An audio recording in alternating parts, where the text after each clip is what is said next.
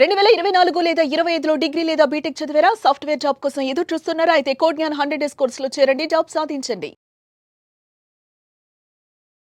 నమస్తే, welcome to Suman TV. నేను మీ anchor Shri. So మరి జూలై మాస ఫలాలు ఏ విధంగా ఉండబోతున్నాయి అండ్ అలాగే ఏ రాశుల వారు ఎలాంటి జాగ్రత్తలు తీసుకోవాలి, వీటి గురించి ఈరోజు ఇన్ డీటెయిల్గా మనతో షేర్ చేసుకోవడానికి వేదిక ఆస్ట్రాలజర్ ఉమా గారు ఉన్నారు. వారిని అడిగి తెలుసుకుందాం. నమస్కారం ఉమా గారు.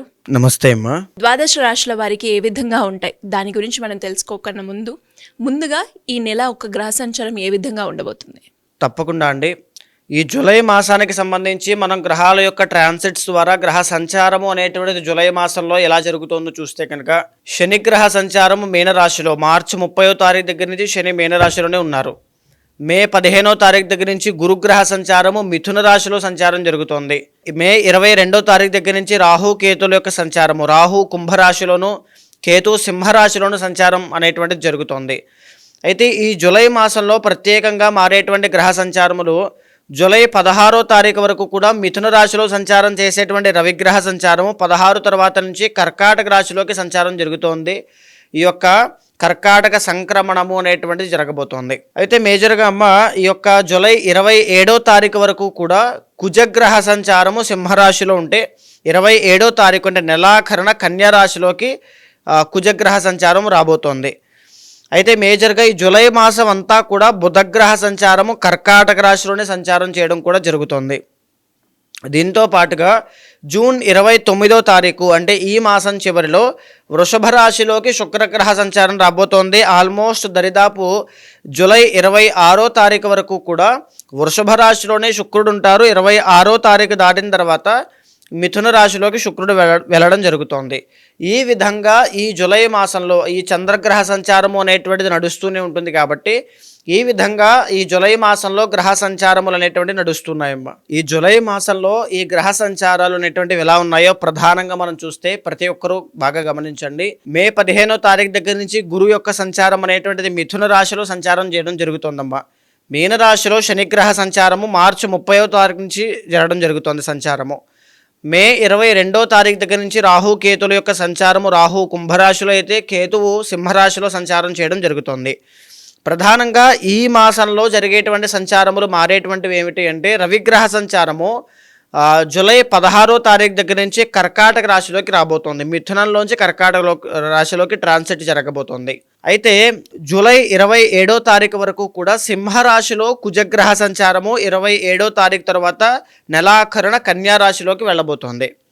అయితే మేజర్గా జూలై మాసం అంతా కూడా కర్కాటక రాశిలోనే బుధగ్రహ సంచారం నడవబోతోంది. అంటే జూలై 16వ తారీఖు తర్వాత రవి బుధ ఇద్దరూ కూడా కర్కాటక రాశిలో ఉంటారనమాట. ఇది ఎవరికి? మిథున రాశి వాళ్ళకి బాగా లాభము మనం చెప్పుకుందామండి. అయితే మేజర్గా ఈ జూన్ 29వ తారీఖు దగ్గర నుంచి వృషభ రాశిలోకి శుక్రగ్రహ సంచారం రాబోతోంది. జూలై 26వ తారీఖు నుంచి కూడా మిథున రాశిలోకి వెళ్ళబోతోంది. అంటే దరిదాపు జూలై మాసం అంతా కూడా ఈ వృషభ రాశిలోనే శుక్రగ్రహ సంచారము అనేటువంటిది నడవడం జరుగుతోంది.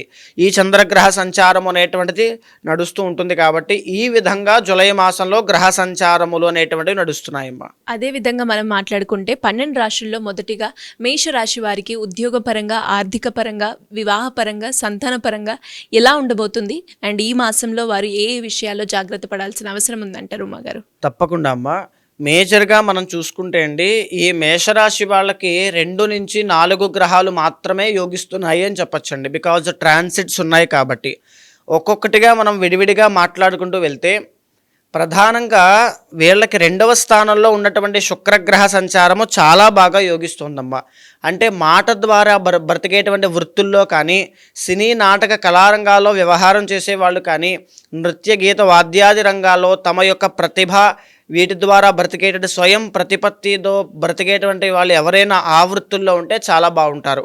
మోడలింగ్ కానీ, యాక్టర్ కానీ, యాక్ట్రసెస్ కానీ, లేకపోతే ఇంకా చెప్పాలంటే కళారంగంలో ముఖానికి రంగు వేసుకునేటువంటి ఏ రంగమైనా చాలా బాగుంటారు. బట్టల వ్యాపారం చేస్తున్నా, మాట ద్వారా బ్రతికేటువంటివి ఏవైనా అన్నీ అద్భుతంగా ఉండేటువంటి అవకాశములు, ఆకస్మిక ధనలాభము కలిగేటువంటి యోగము కూడా వీళ్ళకి చాలా బాగా ఉంటుంది అని చెప్పొచ్చమ్మా.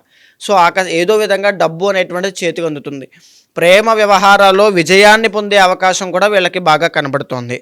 అయితే మేజర్గా రవి యొక్క బలము అనేటువంటిది వీళ్ళకి లేదు. సో ఎందుచేత లేదు అంటే మేషరాశి నుంచి చూస్తే 3, 4 స్థానాల్లో రవి అనేటువంటి ఆయన సంచారం జరుగుతోంది. దీనివల్ల అనుకున్న సమయానికి అనుకున్న టైంకి పనులన్నీ అవ్వకపోవడం, స్తంభించిపోవడం అనేటువంటిది చూస్తారు. దీనికి తోడు ఏంటి అంటే సరైనటువంటి సమయంలో ఆహారం తీసుకోకపోవడం వల్ల, పని ఒత్తిడి వల్ల కావచ్చు, దేనివల్ల అయినా ఆహారం సరిగ్గా తీసుకోకపోవడం వల్ల వచ్చేటువంటి ఆరోగ్య భంగాన్ని కూడా చూస్తారు. అయితే ఇంకొక విషయం ఏమిటి అంటే అమ్మా, ఈ యొక్క రవి బలం అనేటువంటిది లేకపోవడం వల్ల రాజకీయ పరంగా కానీ లేకపోతే ఆరోగ్యపరంగా కానీ ఇబ్బందులు అనేటువంటివి చూస్తారు. రాజకీయవేత్తలకి కాస్త నిరాశ నిస్పృహలు కలిగించేటువంటి యోగంగా చెప్పచ్చు. ఈ మాసం ఖచ్చితంగా కాస్త మీరు జాగ్రత్తగా ఉండండి.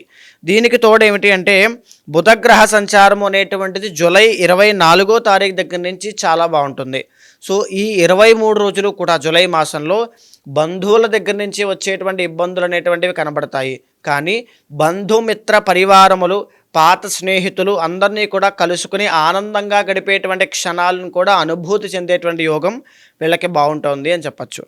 అయితే ఇంకా చెప్పుకుంటూ వెళ్ళాలంటే కుజగ్రహ సంచారం అనేటువంటిది సింహంలో సంచారం చేయడం జరుగుతుంది 27వ తారీఖు వరకు. 27వ తారీఖు దగ్గర నుంచి కన్యలోకి వెళ్తుంది కాబట్టి వారం చివరిలో అంటే మాసం చివరిలో ఆల్మోస్ట్ జూలై 27వ తారీఖు దాటిన తరువాత నుంచి శుభవార్తలు వింటారు.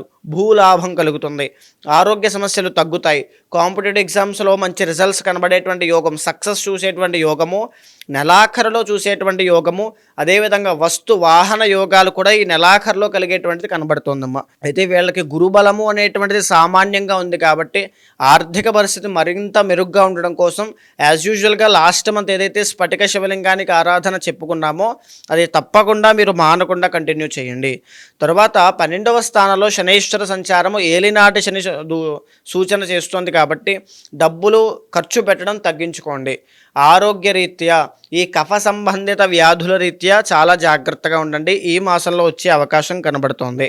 రాహుగ్రహ సంచారం చాలా బాగుంది. అంటే ఏదో విధంగా ఏదో ఒక సమయానికి ఆపద నుంచి కాపాడడానికి భగవత్ శక్తి అనేటువంటిది మిమ్మల్ని ఖచ్చితంగా కాపాడుతుంది అని చెప్పచ్చు. పంచమంలో ఉన్నటువంటి కేతుగ్రహ సంచారము సంతానం కోసం ప్రయత్నం చేస్తున్న వాళ్ళకి కాస్త నిరాశ నిస్పృహలని దారికి తీసేటువంటి అవకాశాలు ఎక్కువగా కనబడుతున్నాయి. అయితే మేషరాశి వాళ్ళకి ఎస్పెషల్లీ లవ్ ప్రాబ్లం విషయంలో, సంతానం విషయంలో బికాజ్ కుజకేతుల యొక్క కంజంక్షన్ ఉంది కాబట్టి ఖచ్చితంగా చాలా జాగ్రత్తగా ఉండాల్సిన పరిస్థితులు కనబడుతున్నాయి. అప్రమత్తంగా ఉండండి. అయితే ఈ మాసం చివరిలో వీళ్ళకి ఈ మేషరాశి వాళ్ళకి ఏమిటి అంటే రవి బుధుల యొక్క కంజంక్షన్ యాక్టివేట్ అవుతోంది కాబట్టి మాసం చివరిలో ఆల్మోస్ట్ 24వ తారీఖు దాటిన తర్వాత ఆఖరి వారంలో అద్భుతమైన రాజయోగం కనబడుతుందమ్మా.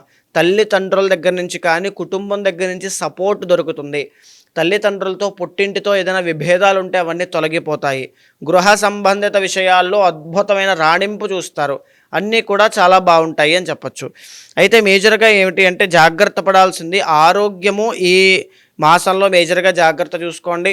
తర్వాత గవర్నమెంట్ జాబ్ కోసం ప్రిపేర్ అయ్యేటువంటి వాళ్ళు కూడా ఈ మాసంలో కాస్త నిరాశ ఎదురవుతుంది అని కూడా చెప్పొచ్చు. మీరు అన్నట్టుగానే ఎవరికైనా కూడా వారి జాతక రీత్యా ఎదుర్కొంటున్న సమస్యలకి పరిష్కారం కోసం మిమ్మల్ని అప్రోచ్ అవ్వాలి అంటే ఎలా ఉంటుందో మాగారు? తప్పకుండా అమ్మా. ఇప్పుడు మనం మాట్లాడుకునేటువంటి అంశాలన్నీ కూడా గోచార రీత్యా జూలై మాసంలో వీళ్ళకి నడిచేటువంటి పరిస్థితులు. అయితే ఎవరైనా సరే పర్సనల్ చార్ట్ చూసుకుని మాత్రమే ప్రధానమైన నిర్ణయాలు తీసుకోండి. ఇక్కడ గోచారంలో బాగాలేదని ఇబ్బంది పడాల్సిన పని లేదు, బాగుందని సంబరం చేసుకోవాల్సిన పని లేదు. పర్సనల్ చార్ట్ అనేటువంటి చాలా యూనిక్గా ఉంటుంది. అది 60% మీ మీద ప్రభావితం అవుతుంది కాబట్టి దాన్ని చూసుకుని ముందడుగు వేస్తూ ఒక్కొక్క సమస్యని అధిగమిస్తూ భగవత్ శక్తి కోసం ప్రయత్నం చేస్తూ ఈ రెమెడీస్ని తప్పకుండా ఫాలో అయితే అద్భుతమైన రిజల్ట్స్ చూస్తారు. అలాంటి వాళ్ళు అపాయింట్మెంట్ ఎవరైనా తీసుకోవాలనుకుంటే తప్పకుండా మీకు కింద కనిపించే నెంబర్కి కాల్ చేస్తే మా వాళ్ళు మీకు పూర్తి వివరాలు అందిస్తారు. మీ పర్సనల్ చార్ట్ చూసి తప్పకుండా మీతో మాట్లాడి మీ సమస్యలకి పరిష్కారం చూపిస్తాను. థ్యాంక్ యూ మాగారు. Thank you so much. నమస్తే అమ్మా.